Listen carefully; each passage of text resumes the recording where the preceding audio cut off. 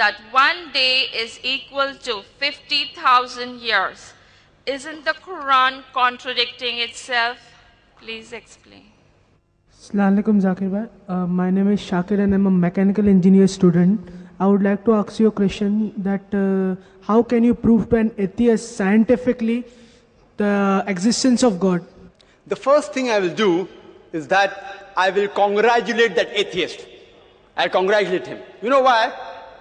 If you look around us, he's a Hindu because father is a Hindu. He's a Christian because father is a Christian. Some Muslims are Muslims because their fathers are Muslim. This person, though he may be coming from a religious background, he does not believe in the false God which his parents attribute to. So he does not believe in God. I'm congratulating him because he's accepted the first part of the Shahada, the first part of the Islamic creed, La ilaha, there is no God.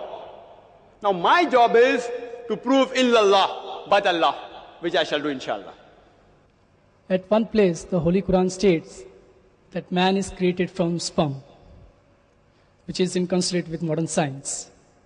But at another place, it also states that man is made from dust. Now, isn't the Holy Quran contradicting itself? Or is it consistent with modern science?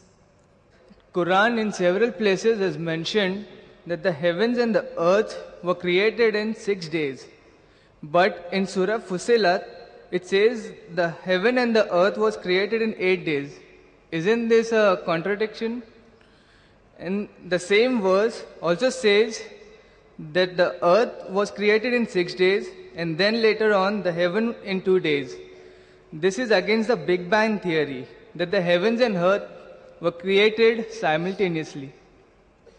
With regard to the evolution of Homo sapiens, you have Charles Darwin in Science giving an explanation that it's because of the process of natural selection that the human beings have evolved. Now seems to be in contradiction with the Islamic belief that we are the children of Adam alayhi salam. Now how can this be reconciled? I have not come across any book which says fact of evolution. All the books say theory of evolution. There is no book I have come across saying fact of evolution. If I have to insult someone, that if you were present at Darwin's time, this theory would have been proved right.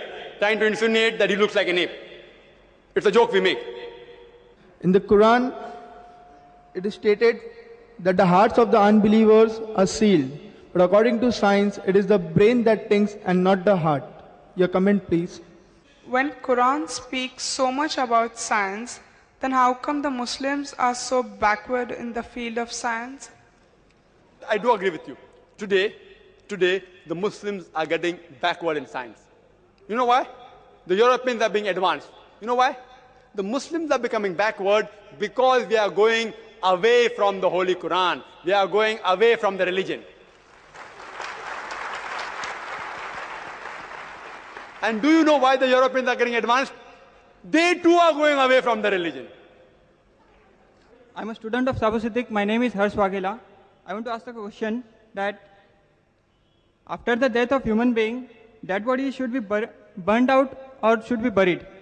It is mentioned in one verse of the Quran that Allah is the Lord of the two east and two west. How can you explain this verse of the Quran scientifically?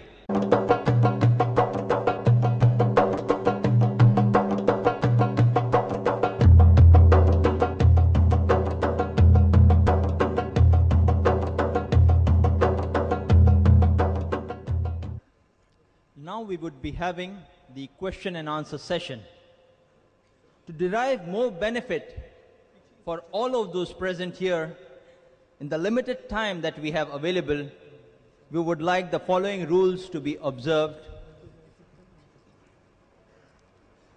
Your questions asked should be on the topic of the day, Quran and modern science, conflict or conciliation only.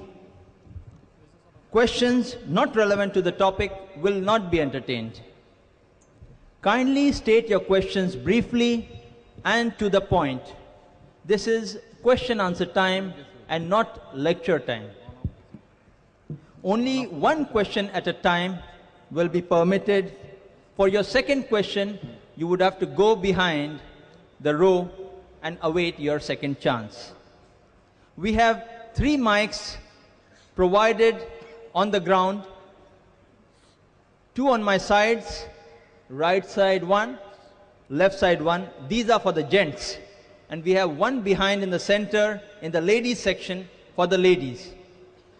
I am told there are people watching this program in the Alma Latifi Hall, which is full on the video screen. I would request those brothers, if they have any questions, to kindly come down in the ground. The volunteers present at your end would assist you in it. We will allow only 1 question on each of the mics in clockwise rotation. First, the ladies. Second, the gent on my right. Third, the gent on my left. And so on in clockwise manner.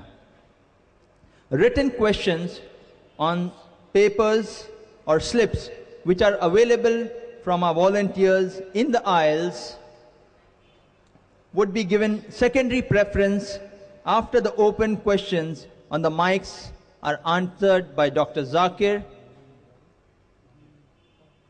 In the interest of having a less time wasting, a more educative and an interesting question and answer session, our decision to allow or disallow irrelevant questions will be final.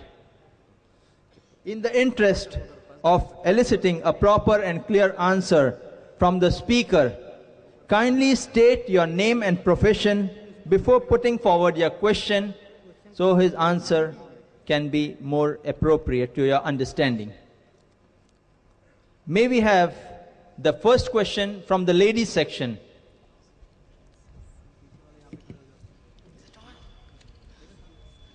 Assalamu alaikum. I am Kausar Sheikh, a product of Darul Quran, Kuwait. Presently, I am teaching Arabic in Anushakti Nagar.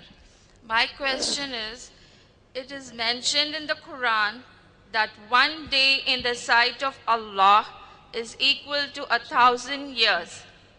And in another place, it is mentioned that 1 day is equal to 50,000 years. Isn't the Quran contradicting itself? Please explain.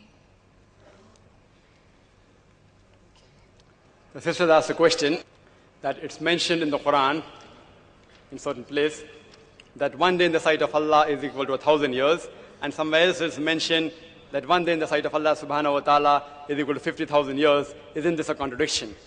What the sister was referring to is a verse of the Holy Quran from Surah Al-Hajj, chapter 22, verse number 47, as well as Surah Sajda, chapter 32, verse number 5, which does say that 1 day in the sight of Allah subhanahu wa ta'ala is equal to 1,000 years.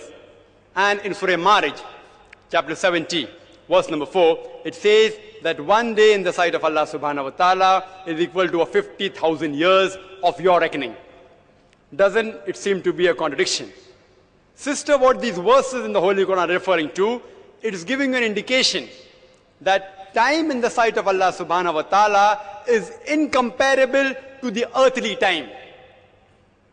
The earthly time, whether it's 1,000 years, or whether it's 50,000 years, or whether it's thousands of years, it's somewhat equal to 1 day in the sight of Allah, or maybe 1 second in the sight of Allah subhanahu wa ta'ala. It's just giving you a reference that time in the sight of Allah subhanahu wa ta'ala is incomparable to the earthly time. But even if you want to take these verses literally, still there's an explanation for that.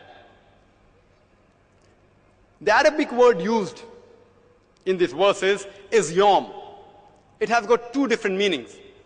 It can either be translated as day or as period or as epoch, very long period. So if you read this verse of Surah Sajda, chapter 32, verse number 5, it says, it is Allah who rules